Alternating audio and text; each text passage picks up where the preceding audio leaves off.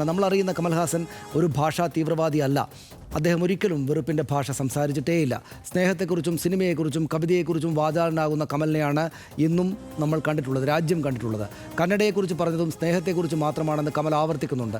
അതങ്ങനെ ആകാനേ തരമുള്ളൂ. എനിക്കറിയാവുന്നതും ഞാൻ സംസാരിക്കുന്ന സിനിമയുടെ ഭാഷയിലാണെന്ന് കമൽഹാസൻ പറയുന്നു. ലോകത്തെവിടെയും കലയ്ക്ക് ഒരു ഭാഷയേ ഉള്ളൂ, അത് സ്നേഹത്തിൻ്റേതാണ്.